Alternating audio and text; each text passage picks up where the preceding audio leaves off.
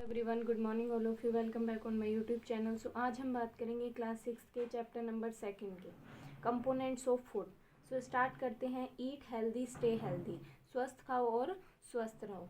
To stay healthy it is very important to eat healthy food. स्वस्थ रहने के लिए बहुत ज़रूरी है कि हमें कैसा फूड खाना है, हेल्दी फूड खाना है। इसके बाद है balanced diet. The food items that we eat during the day are called diet. वो फूड आइटम्स जो कि हम एक दिन में खाते हैं उसको हम क्या बोलते हैं, डाइट बोलते हैं। To grow well and stay healthy it is essential to eat food items from all major food groups in the right quantity. अच्छे से ग्रो करने के लिए, हेल्दी रहने के लिए बहुत ही ज़रूरी है कि जो भी हम फूड आइटम्स खाएं उसके अंदर मेजर फूड ग्रुप्स क्या हो, एक राइट अमाउंट में प्रेजेंट हो। ठीक है। A diet that contains all the nutrients, water and roughage in a proper proportion is called a balance diet. अब बैलेंस डाइट क्या होता है? वो डाइट जिसके अंदर सभी न्यूट्रिएंट्स, वाटर और रफेज एक प्रॉपर अमाउंट में, एक प्रॉपर प्रोपोर्शन में प्रेजेंट हो, उसको हम क्या बोलते हैं? बैलेंस डाइट बोलते हैं। ठीक है। 4 food groups are part of a balance diet. अब हमारे पास 4 फूड ग्रुप हैं जो कि बैलेंस डाइट का क्या एक हिस्सा है। These are shown in the table below. तो इसमें सबसे पहले है मिल्क, दूध। Milk and milk products like cheese and curd. अब मिल्क क्या है? फूड ग्रुप है। इसके फूड आइटम्स क्या होते हैं? मिल्क या फिर मिल्क से बने हुए प्रोडक्ट्स जैसे कि चीज़ और कर्ड हो गया।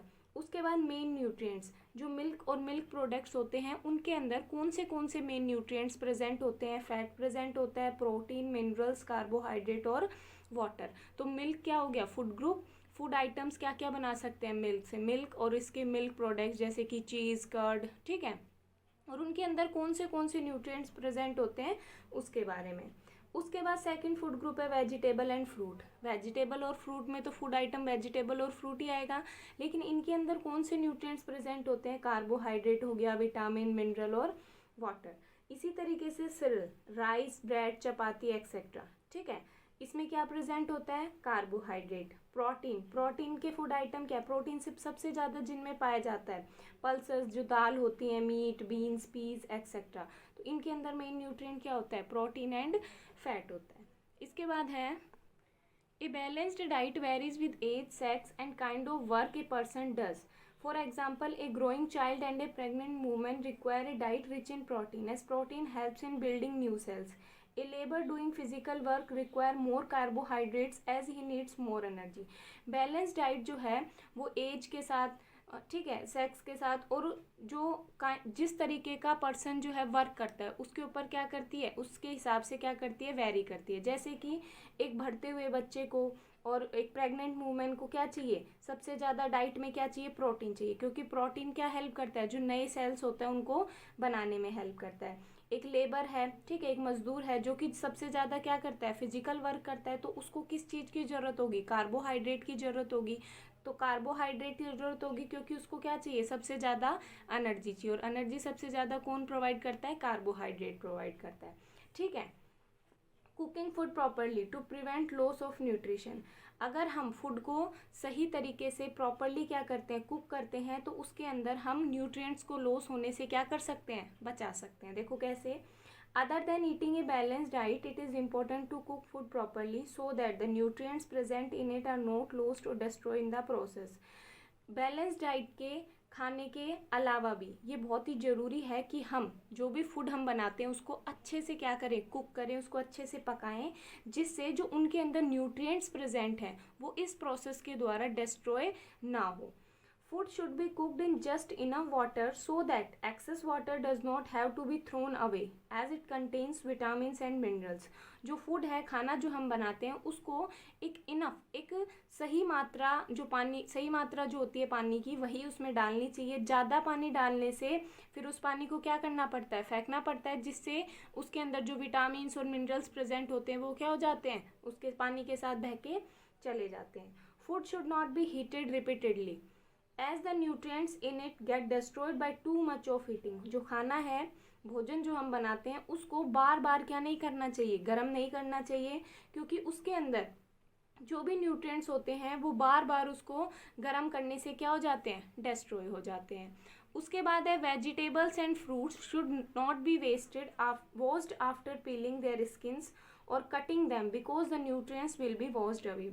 जो भी वेजिटेबल्स होते हैं, जो भी फ्रूट्स होते हैं, सब्जियां जो होती हैं, फल जो होती हैं, उनको काटने के बाद या फिर छीलने के बाद हमें धोना नहीं चाहिए। अगर हमें उनको धोना है तो क्या करना है, छीलने और काटने से पहले ही धो लेना चाहिए, क्योंकि अगर हम उनको छीलने और काटने के बाद धोएंगे तो जितने भी न्यूट्रिएंट्स हैं वो क्या हो जाएंगे, वॉश हो जाएंगे। ठीक है। इसके बाद है overeating leads to obesity. ज़्यादा खाने से क्या हो सकता है, मोटापा हो सकता है। ओबेसिटी मतलब क्या होता है, मोटापा। Some people tend to overeat and eat a lot of food items like ice cream, burger etcetera. कुछ पीपल जो हैं वो बहुत ज़्यादा खाते हैं और बहुत ज़्यादा क्या खाते हैं, जैसे कि जंक फूड हो गए, आइसक्रीम, बर्गर्स, ये सब। Excessive intake of food containing fats and especially junk food lead to a condition called obesity. ज़्यादा खाना खाने से क्या होता है, जो एक्सेसिव, यदि हम ये आइसक्रीम, बर्गर्स, ये जो होते हैं, चाउमीन वगैरह जो होते हैं, इनका ज़्यादा इंटेक करेंगे, ज़्यादा मात्रा में खाएंगे तो इनके अंदर सबसे ज़्यादा क्या प्रेजेंट होता है, फैट प्रेजेंट होता है। और स्पेशली जो ये जंक फूड्स होते हैं इनके अंदर क्या होता है, ज़्यादा फैट प्रेजेंट होता है, जिससे क्या हो जाता है, मोटापा बढ़ जाता है। Obesity is a condition of the body in which the person gains a lot of weight. Obesity जो है, मोटापा एक ऐसी कंडीशन है जिसके अंदर पर्सन जो है वो बहुत ही ज़्यादा वेट क्या कर लेता है, गेन कर लेता है।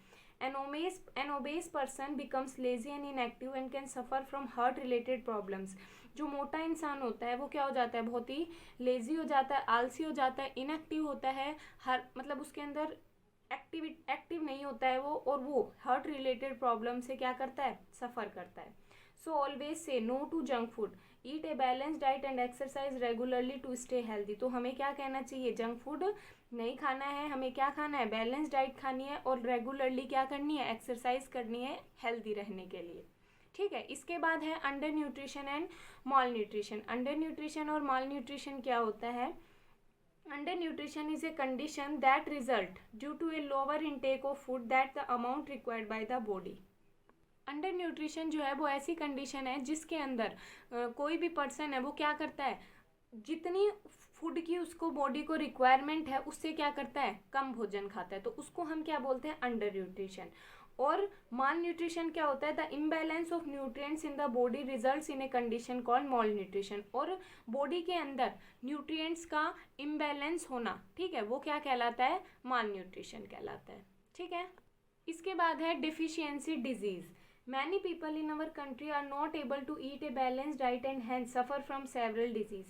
हमारी कंट्री में बहुत से ऐसे लोग हैं जो कि बैलेंस डाइट जो है, एक सही मात्रा में क्या नहीं कर पाते हैं, खाना नहीं खा पाते, जिससे उनको बहुत सारी बीमारियों का क्या करना पड़ता है, सामना करना पड़ता है। Deficiency disease are caused due to lack of some nutrients in the diet. Deficiency disease जो है वो किसके कारण होती है, हमारी डाइट के अंदर कुछ न्यूट्रिएंट्स की कमी के कारण होती हैं। If the deficiency of the nutrients continuous for a long time it result in disease. यदि न्यूट्रिएंट्स की कमी हमारी बॉडी के अंदर एक लंबे समय तक चलती रहे तो वो किस में कन्वर्ट हो जाती है, एक डिजीज़ में, बीमारी बन जाती है। Deficiency disease are not non communicable disease as they can not be transmitted from one person to another.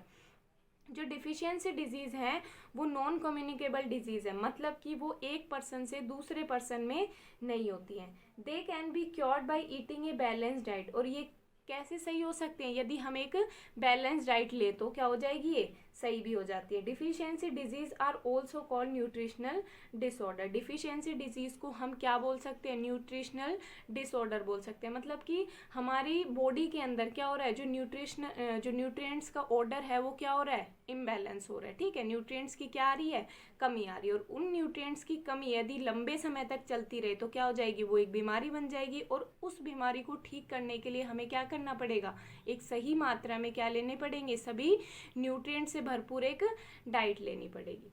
ठीक है। उसके बाद है disease caused due to deficiency of proteins. अब प्रोटीन्स की कमी से कौन सी डिजीज होती हैं वो देखो। Kwashiorkor is a disease caused due to the deficiency of protein in the diet.